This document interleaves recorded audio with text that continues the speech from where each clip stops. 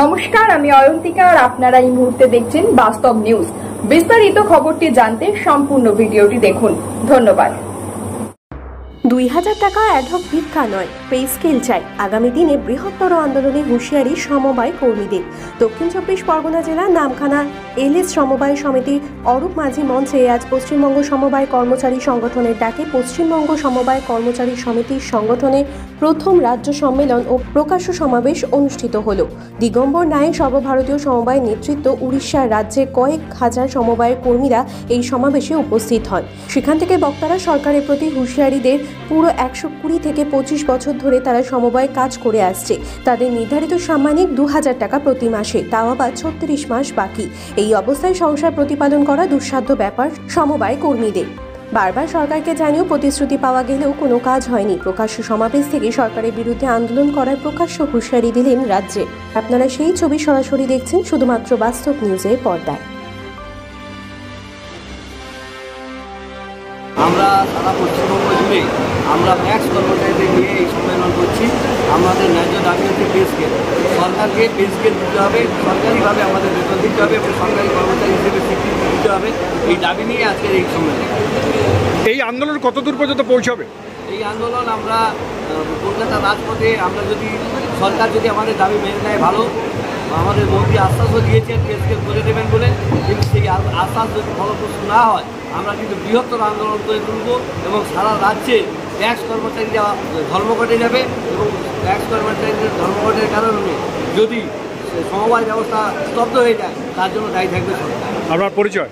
আমার পরিচয়, আমি দেবাশিস মালিক, সভাপতি পশ্চিমবঙ্গ সমবায় কর্মচারী। এই আন্দোলন আমাদের সমবায় কর্মচারীদের অধিকার রক্ষার আন্দোলন, মর্যাদা রক্ষার আন্দোলন এবং আমাদের ন্যূনতম বেঁচে থাকার আন্দোলন।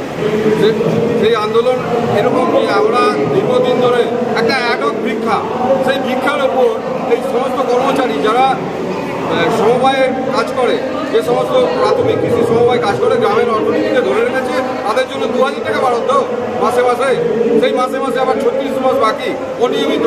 এই অ্যাডহক ভিক্ষা আমরা গ্রহণ করতে চাইছি না। আমরা দীর্ঘদিন আমাদের এই পে স্কেলের জন্য আমাদের সংগঠন ফরমেশনের সময় থেকেই আমরা কিন্তু পে স্কেলের জন্য সরকারের কাছে বারংবার গেছি। সরকারের MIC থেকে আরম্ভ করে মন্ত্রী মহাশয়দের সঙ্গে বসেছি, কিন্তু আমাদের সেই যে টিভিতে ছিলাম সেই টিভিতেই আছে। এইভাবে চলতে পারে না। কি চাইছেন এখন? আসতে চাই আমরা চাইছি একটা পে স্কেল, ন্যূনতম পে স্কেল, সরকার পোষিত পে স্কেল। একসময় সমবায় কর্মীরা school, primary school teacher, librarian, পঞ্চায়েতের কর্মীদের সাথে তারা রোপা 1982 যুক্ত ছিল।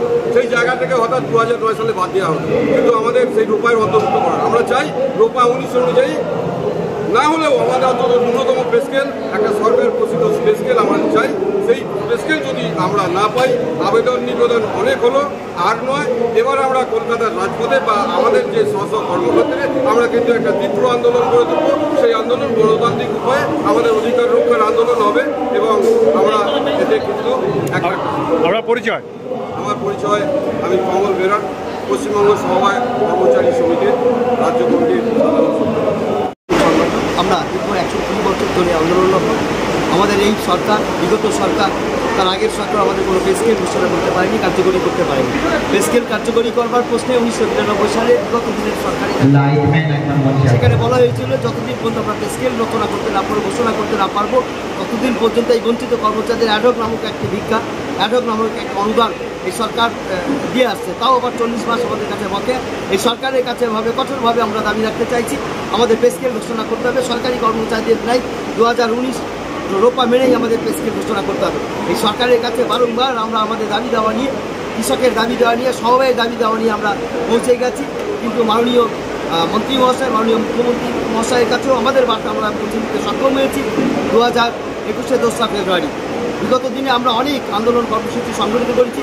বর্তমান সরকারের মন্ত্রী, সমবায় মন্ত্রী মহাশয়ের কাছে আমরা দরবার করেছি, পে স্কেলের দাবি পক্ষে আমরা সওয়াল করেছি।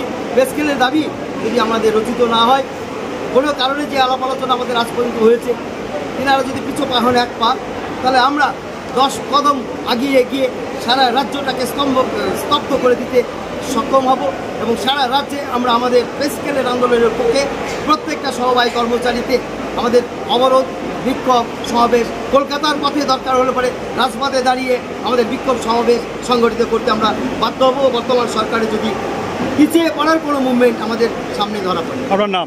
আমার নাম মন্টু কুমার মণ্ডল, সাংগঠনিক সম্পাদক, পশ্চিমবঙ্গ রাজ্য কমিটি। সমস্ত খবর সবার আগে জানতে অবশ্যই বাস্তব নিউজ চ্যানেলটি follow, like, share and comment করতে ভুলবেন না। ধন্যবাদ।